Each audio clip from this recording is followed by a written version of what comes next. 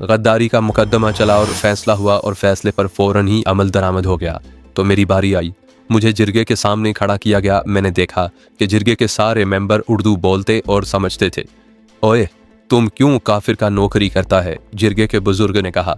थोड़ी सी तनख्वाह और राशन के लिए तुम अपनी जानें अंग्रेज़ों के हवाले कर देते हो। मैंने उन्हें भी वही जवाब दिया जो मैं अपने बूढ़े मेज़बान को पहले दे चुका था। मैं जवाब दे चुका तो मेरे बूढ़े मेज़बान ने जिरगे के साथ कोई बात की। तुम इधर रहना चाहते हो? जिरगे के बुजुर्ग ने पूछा। हाँ बाबा जान, मैंने पुरजोश लहजे में कहा।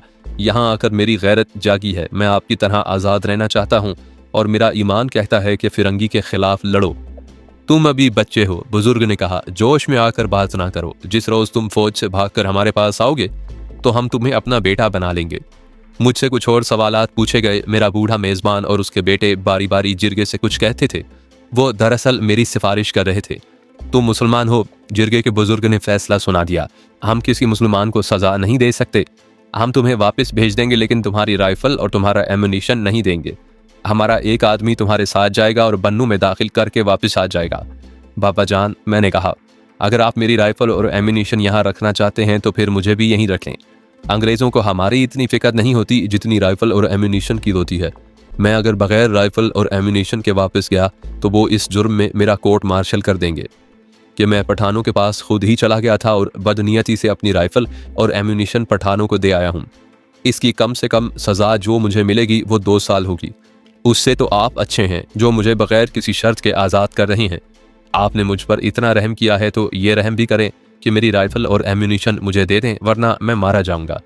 जिरगे के मलकों ने आपस में सलाह मशवरा किया और मुझे इजाज़त दे दी कि मैं राइफल और एम्युनिशन साथ ले लूँ। उस रोज़ बहुत देर हो गई थी, इसलिए मुझे मेरे मेज़बानों के साथ रात गुजारने के लिए भेज दिया गया। अगले रोज़ अलल सुबह मुझे जगाया गया। बूढ़े पठान का भतीजा जो अधेड़ उम्र था मेरे साथ चल पड़ा। यकीन करें कि मेरे अंदर कोई ऐसी कुव्वत बेदार हो गई थी जो मुझे वहाँ से नहीं आने दे रही थी। मैं जब वहाँ से चला तो मेरे आंसू निकल आए थे। मैं वहाँ से जो तोहफा लेकर आया वो ये था कि मेरे अंदर आज़ादी का जज्बा पैदा हो गया था। मुझे अंदाज़ा नहीं कि हमने कितना फासला तय किया था, क्योंकि ज़्यादातर सफ़र पहाड़ी था। हम जब बन्नू के दरवाजे पर पहुंचे तो सूरज गरूब होने वाला था। शहर के दरवाजे अभी खुले हुए थे। मेरा मेज़बान बाहिर से ही वापस चला गया। मेरी बटालियन आर्जी तौर पर बन्नू आई थी। मैं पैदल चलता वहां गया तो अपनी पलटन को वहीं पाया। जब मैं अपनी पलटन में पहुंचा तो जिसने मुझे देखा वो यूं दौड़ा आया जैसे मैं अगले जहां से वापस मुड़ा हूं। सूबेदार मेजर को इतला दी गई तो उसने हुक्म दिया कि उसे क्वार्टर गार्ड में बंद कर दिया जाए। मुझसे राइफल और एम्युनिशन लेकर क्वार्टर गार्ड में बंद कर दिया गया। अगले रोज पहले मेरी पेशी कंपनी कमांडर के सामने हुई। उसे मैंने सारी बात सुनाई कि मैं कहाँ चला गया था। फिर मुझे कमांडिंग ऑफिसर के सामने ले जाया गया। फिर मुझे वहाँ वही कहानी सुनानी पड़ी। मुझ पर बहुत जिरा हुई। आखिर अल्लाह ने करम किया कि मुझे बरी कर दिया गया। बाद में पता चला कि मेरा अंग्रेज कमांडिंग ऑफिसर इस बात पर बहुत खुश हुआ था कि मैं अपनी राइफल और एम्युनिशन साथ ले आया हूँ। हमारी बटालियन आर्जी तौर पर बन्नू गई थी। मुझे वाजदा याद आने लगी थी। मैं दुआएं करता था कि बटालियन जल्द अपनी छावनी में वापस जाए और मैं वाजदा को देखूं। उससे मिलना तो आसान नहीं था, इतना ही काफ़ी था कि जंगले से उसे दूर से देख लेता। लेकिन हुक्म आ गया कि हमारी बटालियन अब बन्नू में ही रहेगी। हमें किले के अंदर भेज दिया गया। उस किले का नाम फोर्ट एडवर्ड है। उसमें एक पलटन के रहने के लिए जगह थी। ब्रिगेड हेडक्वार्टर भी किले के अंदर ही था। मालूम नहीं अब ये किला कैसा है। उस जमाने में उसकी दीवारें कच्ची और ऊपर से इतनी चौड़ी हुआ करती थी कि एक बैलगाड़ी उन पर चल सकती थी। मैं वाजदा की याद में बेकरार रहा। ये ख्याल भी आता था कि आसिफ ना जाने उसके साथ क्या सलूक कर रहा होगा। मैंने अपने दोस्त सदाकत को ख़त लिखा कि वाजदा कभी घर आए तो उसे मेरा सलाम कहे और उससे ख़त लिखवा कर मेरे बन्नू के एड्रेस पर पोस्ट कर दे। 10-11 दिनों के बाद सदाकत का जवाब आया। उस लिफाफे में वाजदा का ख़त भी था। आसिफ उन दिनों 10 दिनों की छुट्टी गया हुआ था। वो अपने गाँव चला गया था और वाजदा अपने माँ बाप के पास आई हुई थी। मैंने पहले लिखा है कि सदाकत वाजदा के करीबी रिश्तेदारों में था और वो बिला रोक टोक उसके घर जाता और उसके पास अलग बैठता भी था। सदाकत रिश्तेदारी के अलावा बड़ा भला लड़का था। उस पर किसी किस्म का शक नहीं किया जा सकता था। उसने अपने ख़त में लिखा कि उसने वाजदा तक मेरा सलाम पहुंचा दिया था और वाजदा सलाम के जवाब में ख़त लिख रही है। वाजदा ने बड़ा जज्बाती ख़त लिखा था। जिस तरह मैं उसे देखने को बेताब और बेकरार था, उसी तरह वो भी मेरे लिए तड़प रही थी। आसिफ के रवैये के मुताल्लिक उसने लिखा कि अब उसमें कुछ तब्दीली आती जा रही है। ये तब्दीली कोई अच्छी नहीं थी। उसने अब वाजदा पर हल्का हल्का रोब झाड़ना शुरू कर दिया था। ये तब्दीली उस दिन के बाद आनी शुरू हुई थी जब उस दिन उसने मुझे अपने फैमिली क्वार्टरों के करीब जंगले के पास खड़ा देख लिया था और फिर उसी रात वो मेरे पास आया था और उसने मुझे धमकी दी थी कि मैं फिर वाजदा से मिला तो वो मुझे गायब कर देगा। मैंने उसका चैलेंज कबूल कर लिया था। वाजदा ने लिखा कि आसिफ उसे कहता है कि उस नीच ज़ात के आदमी से ताल्लुक़ तोड़ लो वरना वो मेरे हाथों कत्ल हो जाएगा या मैं बिल्कुल ही उसे गायब कर दूंगा। वाजदा उससे कहती थी कि ऐसी गलती ना करना वरना मेरे प्यार से महरूम हो जाओगे और मैं बता नहीं सकती कि मैं और क्या कर बैठूं। उस खत से यह सूरत सामने आई कि आसिफ और वाजदा में कशमकश या चपकली शुरू हो गई थी। वाजदा ने लिखा था कि वो उस शख्स से दब कर नहीं रहेगी। उसने ये खतरनाक बात भी लिखी कि आसिफ का रवैया सही ना हुआ या मजीद बिगड़ गया तो वो मुझे यही मशवरा देगी कि उस शख्स को बाहर ही कहीं कत्ल करवा दो। अगर उसे बाहर कत्ल ना कराया जा सका तो वाजदा खुद उसे ऐसे तरीके से जहर पिलाएगी कि किसी को वाजदा पर शक नहीं होगा।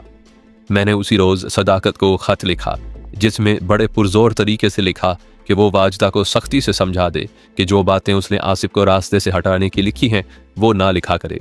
कहीं ऐसा ना हो कि ख़त किसी और के हाथ लग जाए और लेने के देने पड़ जाएं। मुझे वाजदा तो ना मिली लेकिन मेरे दोस्त हमीद को आयशा मिल गई। ये एक मौजज़ा था। मैं सुना चुका हूँ कि आयशा मज़ारों की बेटी थी और वो तलाक याफ्ता भी थी और उसके साथ बहुत बड़ा ख़तरा ये वाबस्ता था कि उस पर जिन आता था जो ये जाहिर करता था कि उसे आयशा के साथ इतनी मोहब्बत है कि वो बर्दाश्त नहीं कर सकता कि आयशा किसी और की बीवी बने। ये तो मैं पहले ही तफसील से लिख चुका हूँ कि आयशा के उस जिन की हकीकत क्या थी।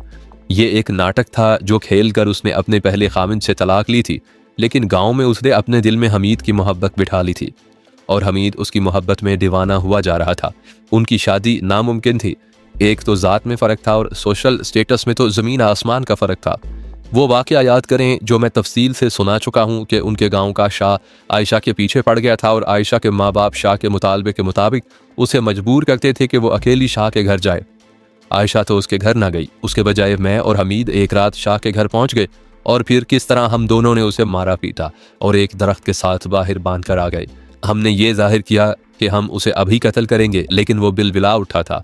हमीद ने उसे कहा था कि वो आयशा के माँ बाप से कहे कि वो उसकी शादी हमीद के साथ करे और फिर हमीद के माँ बाप से कहे कि वो उसकी शादी आयशा के साथ करे। अगर इनकी शादियां इधर उधर हो गईं तो दोनों की जानें खतरे में पड़ जाएंगी। मैंने ये भी बताया है कि गांव के लोगों ने शाह को दरख्त के साथ बंधा हुआ देखा तो शाह ने यह मशहूर कर दिया कि रात को उसे जिन्नात उठा लाए थे।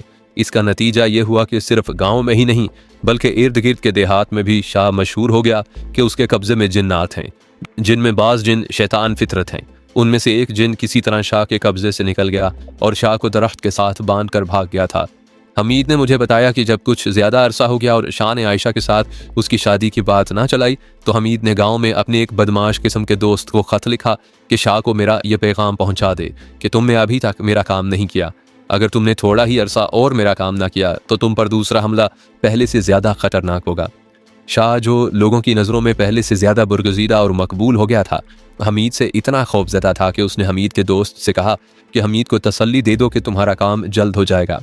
शाह ने यह भी कहा था कि काम मुश्किल है और वो उसके लिए ज़मीन हमवार कर रहा है। एक रोज़ हमीद मेरे पास बैरक में आया। वो इतना ज़्यादा खुश था कि उसके मुँह से सही बात भी नहीं निकलती थी। उसने अपने वालिद साहब का ख़त दिखाया। उन्होंने लिखा था कि शाह साहब ने कहा है कि हमीद को फ़ौरन बुलाओ, अगर उसने देर कर दी तो उसकी जान को ख़तरा हो सकता है। उसके वालिद साहब ने बात बिल्कुल साफ लिख दी थी कि उसकी शादी आयशा के साथ करवानी है। हमीद को शादी के लिए एक हफ्ते की छुट्टी मिल गई। मैंने भी एक माकूल बहाना तराश कर 5 दिनों की छुट्टी ले ली। हमीद कहता था कि तुम्हारे बगैर मेरी शादी मुकम्मल नहीं होगी। मैं अपने घर पहुंच गया और हमीद मुझे ये कहकर अपने गाँव चला गया कि शादी का जो दिन मुकर्रर होगा वो मुझे बता देगा। अगले ही रोज़ हमीद के गांव से एक आदमी ये पैगाम लेकर आया कि 2 रोज़ के बाद हमीद की शादी है। शादी का दिन बहुत ही जल्द मुकर्रर कर दिया गया। देहात में ऐसा नहीं हुआ करता। मैं ये सुनने के लिए बेताब था कि शाह ने यह चक्कर किस तरह चला लिया। मैंने बताया है कि यह शादी नामुमकिनात में से थी। मैं हमीद के गाँव एक दिन पहले ही जा पहुँचा। वो तो सिवाय हंसने के कोई बात ही नहीं करता था। उसने मुझे सुनाया कि शाह ने नामुमकिन को मुमकिन किस तरह कर दिखाया। मेरी ये दास्तान सुनने वाले ख़वातीन व हज़रात गौर करें कि हमारे देहाती और शहरी माशरे पर पीरों और शाह साहिबों की गिरफ्त कितनी सख्त है कि वो जो चाहें लोगों से करवा सकते हैं। हमीद ने छुट्टी आकर आयशा से मुलाकात की और उससे पूछा कि ये चक्कर किस तरह चला है। आयशा ने उसे बताया। फिर वो शाह से मिला। शाह ने भी उसे अपना यह कमाल सुनाया। ये बात इस तरह बनी कि आयशा की माँ भी और बाप भी शाह के यहाँ जाते रहते थे। उनकी एक ही मुराद थी कि आयशा की कहीं शादी हो जाए। शाह कहता था कि आयशा उसके पास अकेली आए, लेकिन आयशा जाती नहीं थी। माँ बाप को ये खतरा नजर आ रहा था कि आयशा जवान है, खूबसूरत है और बड़ी शौक और चंचल है, कहीं ऐसा ना हो कि किसी के साथ दरे पर्दा दोस्ती लगा ले। आयशा के रिश्ते के लिए तो कोई आता ही नहीं था। दूर दूर मशहूर हो गया था कि आयशा पर बड़ा ही खतरनाक जिन आता है। आयशा एक बात नहीं समझ रही थी। पहले शाह उसे बदनीयती से बुलाता था, लेकिन अब उसका मतलब कुछ और था।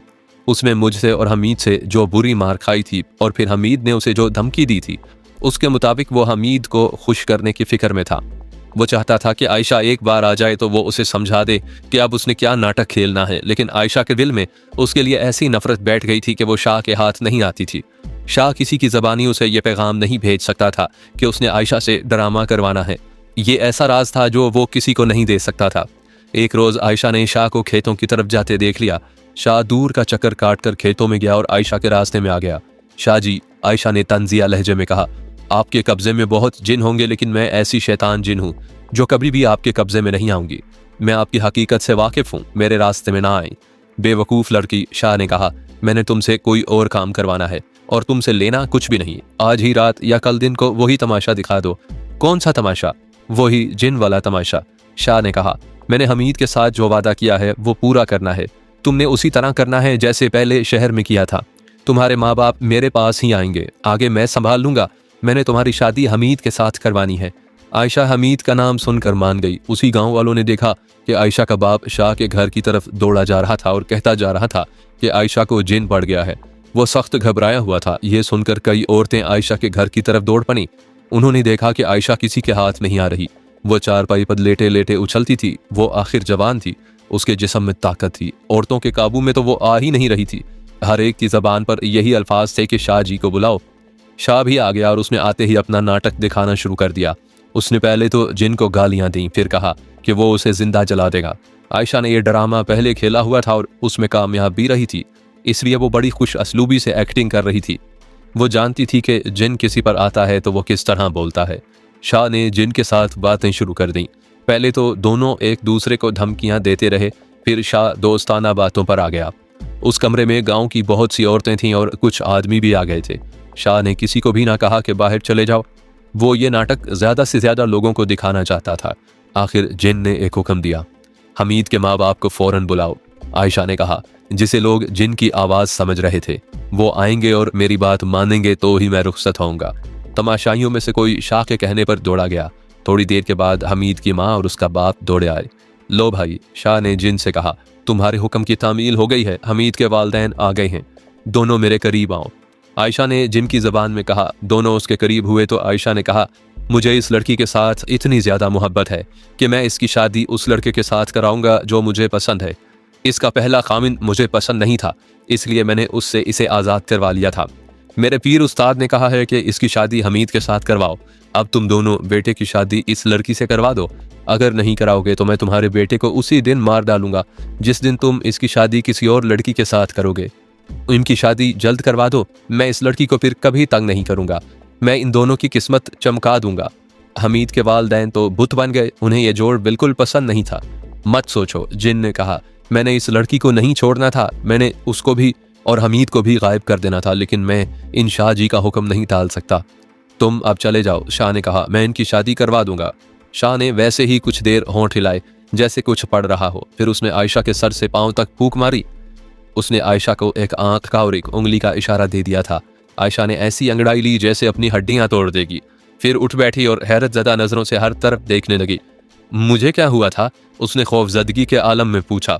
कुछ नहीं आयशा, शाह ने उसके सर पर हाथ रख कर प्यार से कहा। मेरा जिस्म दुख रहा है, आयशा ने रोने जैसी आवाज बनाकर कहा। शाह ने मुंह ही मुंह में कुछ पढ़कर आयशा पर फूंक मारी। अब कुछ आराम आया है, आयशा ने कहा। शाह ने आयशा और हमीद के माँ बाप को साथ लिया और दूसरे कमरे में जा बैठा। उसने उन्हें उस जिन से डराया और हमीद के माँ बाप से कहा कि हमीद की शादी आयशा के साथ कर दें, वरना जवान बेटे से हाथ धो बैठेंगे। हमीद के माँ बाप के लिए मसला पैदा हो गया। शाह ने उन्हें और ज्यादा डराया और हौसला अफजाई भी की। उन्होंने अपने रिश्तेदारों और गांव के बड़ों से बात की। सब ने कहा कि बेटे की शादी आयशा के साथ कर दो, ऊंच नीच ना देखो। ये नाटक कामयाब रहा और हमीद और आयशा की शादी हो गई। मैं माजी बईद की बातें सुना रहा हूँ। उन वक्तों के कुछ लोग अभी भी बाकी हैं। मेरा ख्याल है मेरी बातें उन्हीं पुराने लोगों को अच्छी लगती होंगी नए दौर के लोग तो शायद बेजार होते होंगे कि माजी की दलदल में फंसा हुआ ये बूढ़ा नई नस्ल को पीछे ले जाने के जतन कर रहा है। हमीद और आयशा की शादी हो गई, ये तो तफसील से सुना दिया कि ये शादी किस तरह हुई थी। जिस शाह ने ये शादी करवाई थी उसे मेरी और हमीद की फैंटी ऐसी रास आई कि आज उसका हर साल उर्स होता है और उसकी गद्दी पर उसका बेटा बैठा अपने इलाके पर हुकूमत कर रहा है। उस गद्दी के मुतल्लिक मशहूर है कि जिन्नात भी सलाम को आते हैं।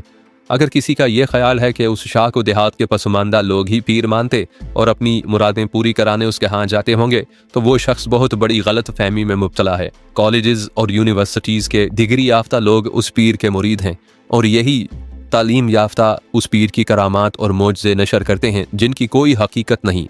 इस वक्त हमीद को फौत हुए 4 साल गुजर गए हैं। आयशा जिंदा है, मेरी तरह बहुत बूढ़ी हो गई है। कभी कभार उसके गांव जाता हूँ, हमारा प्यार आज भी तरोताज़ा है। 1.5-2 महीने गुजरे, मैं अपने कस्बे के बाजार से कुछ लेने गया तो वहाँ आयशा से मुलाकात हो गई। वो अपनी एक पोती की शादी के कपड़े लेने आई थी। उसके साथ एक बेटी और एक बेटा था। मैं उन्हें अपने घर ले आया। खानी, आयशा ने इधर उधर की बातें करके मुझे कहा, इन पढ़े लिखे लोगों से तो हम अनपढ़ और गंवार अच्छे थे। उस पीर के मज़ार पर जो उर्स होता है, कभी वो देखने हमारे गाँव आना। बाज़ मुरीद कारों में आते हैं। लोगों को मैंने उस शाह के मज़ार पर सजदे तक करते देखा है जिसे तुमने और हमीद ने दरख्त के साथ बांधकर बेदों से पीटा था। मैं दूसरों की क्या कहूँ, मेरी अपनी औलाद पढ़ लिख कर भी उस पीर की मुरीद है।